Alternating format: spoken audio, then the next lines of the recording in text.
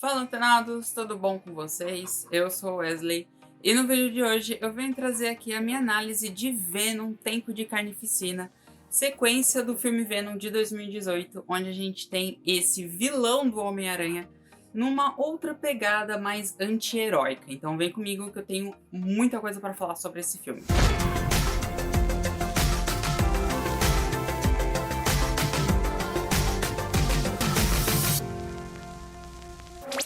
Em Venom Tempo de Carnificina, Ed Brock e Venom tentam conviver no mesmo corpo, com o Ed dando certas limitações e regras para o Venom seguir, enquanto que o Venom ele ajuda o Ed em várias tarefas de casa e também do seu trabalho, além de ser também um herói para a comunidade onde ele vive, tentando pegar os bandidos que querem causar caos em São Francisco. Enquanto o Ed e Venom vivem num conflito para saber como que eles vão conviver com essas limitações e esses sonhos do Venom de poder curtir o planeta onde ele está, o Ed ele é convidado regularmente para conversar com um assassino em série que está no corredor da morte, o Cletus Cassidy, onde eles conversam e o Ed tenta descobrir aonde que esse criminoso escondeu os corpos que ele matou há muito tempo atrás. Porém, no incidente, o Cletus acaba ingerindo o sangue do Ed Brock com parte do Venom dentro, e ele acaba desenvolvendo um simbionte dentro dele que começa a se autodenominar Carnificina. E com a ajuda dele, ele consegue escapar da prisão e também ir atrás da velha paixão que ele tinha quando ele estava num hospital psiquiátrico. Quando foi lançado lá em 2018, o Venom foi bem surpreendente, por causa que ele era um vilão que não continha o seu herói no filme. A gente não tinha o Homem-Aranha dentro do filme do Venom, e ele acabou surpreendendo principalmente nas bilheterias, arrecadando mais de 800 milhões de dólares ao redor do mundo, um número que não estava esperado pela Sony e também não estava esperado por ninguém.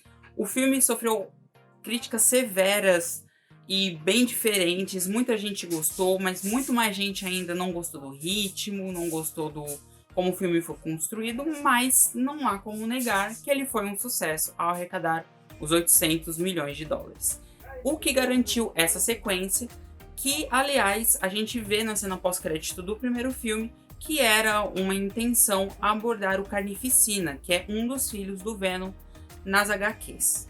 Essa sequência, porém, ela acaba errando nos mesmos pontos que o primeiro filme também errou ou gerou diversas críticas. O primeiro filme ele acaba demorando demais para engatar na ação.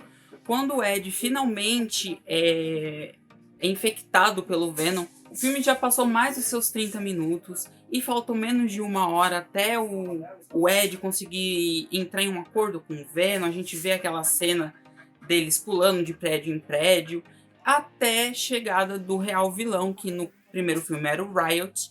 Aqui acontece a mesma coisa. Demora muito tempo até literalmente o Carnificina aparecer. Mas aqui, por mais que seja um erro essa demora para engatar logo na ação, aqui funciona porque a gente está vendo o desenvolvimento do nosso antagonista, do nosso vilão, que é o Cletus Cassidy e também o Carnificina. A todo momento dessas meia hora que basicamente não acontece quase nada de ação, a gente tem uma continuação dos eventos depois do primeiro filme, que é o Ed Brock tentando conviver em harmonia com o Venom, enquanto que o Venom ele tenta ser um ótimo simbionte para o seu hospedeiro. E também ele tem seus sonhos de poder curtir o novo planeta onde ele está. Ele quer colocar os pés na areia, ele quer ver o pôr do sol e também, com certeza, ele quer comer mais cérebros humanos, que é assim que é a sua dieta. Só que o Ed, ele limita muito o Venom e isso acaba entrando muito em conflito entre os dois, que é a parte mais engraçada e a mais legal do filme, porque a gente vê literalmente um bromance de dois seres que dividem o mesmo corpo. E eu acho que aqui o Tom Hardy, ele se entregou para essa comédia. Ele não tá tão engessado no método que todo mundo conhece, que ele é um ator que utiliza o método. mas ele parece estar se divertindo, interpretando tanto o Ed quanto o Venom. E aqui, essa relação, esse bromance que acontece entre o Venom e o Ed é muito, muito boa, é muito gostosa. E assim como acontece nos quadrinhos, onde o Venom ele acaba saindo do corpo do Ed para tentar conhecer o mundo com outros corpos ou simplesmente poder fazer o que ele quer, a gente vê que essa relação acaba se transformando, porque querendo ou não, por mais que a gente chame o Venom de um simbionte, ele não necessariamente é um simbionte, ele é um parasita. Ele parasita o corpo do seu hospedeiro e ele precisa se alimentar. Se ele não tem um alimento externo que é ingerido, ele acaba se alimentando do seu próprio hospedeiro. Então ele é um parasita.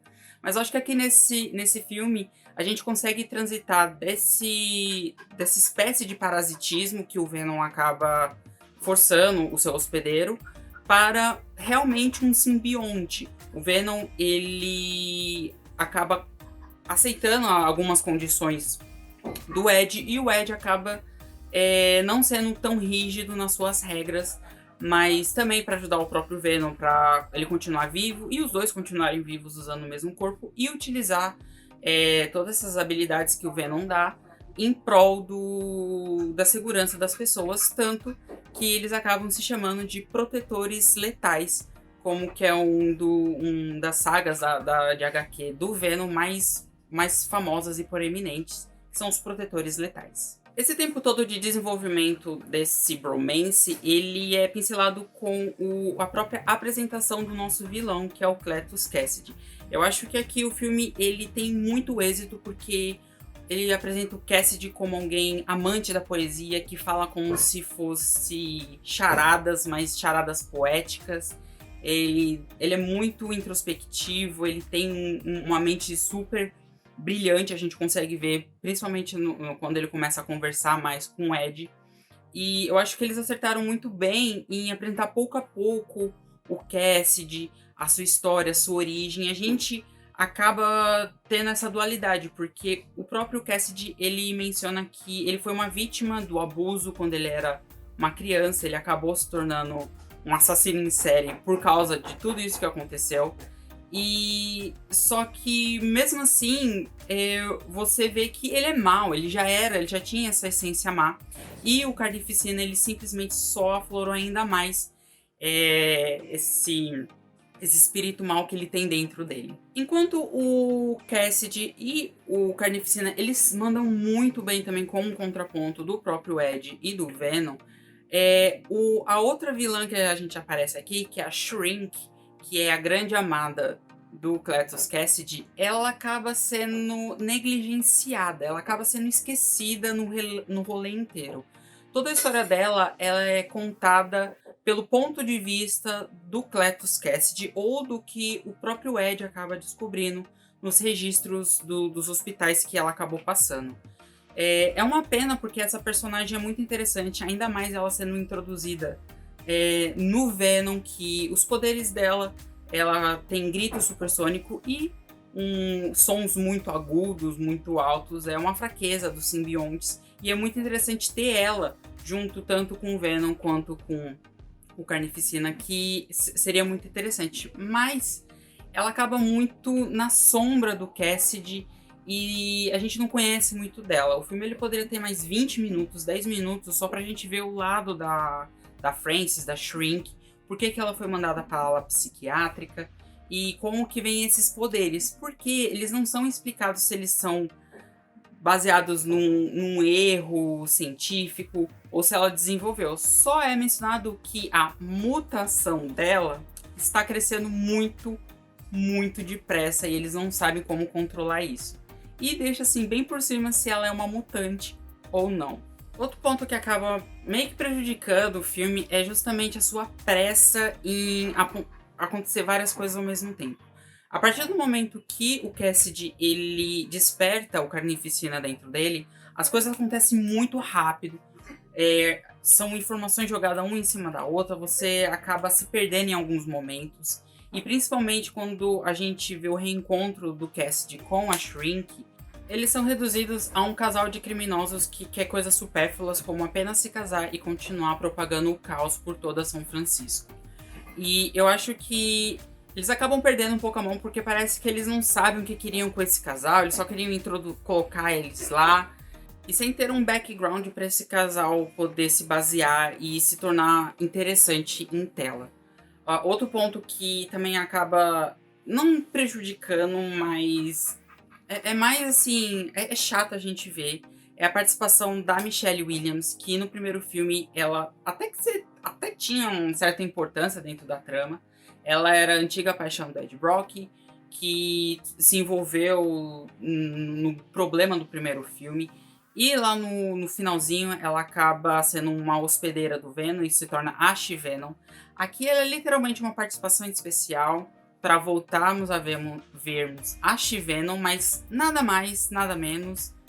E também ser uma isca pro próprio Ed Brock correr atrás dela. O filme ainda tem algumas surpresas no final, principalmente em relação ao detetive Mulligan, que muito se falou no primeiro filme se ele poderia se tornar um hospedeiro de um simbionte, como nos quadrinhos acontece. E aqui ele deixa por cima se ele pode ou não vir a se tornar o Toxina, que é o simbionte que ele acaba hospedando no seu corpo. E também tem a cena pós-crédito que ficou conhecida, mas esse é um papo para um outro vídeo. E é isso, gente. Muito obrigado por acompanhar até aqui.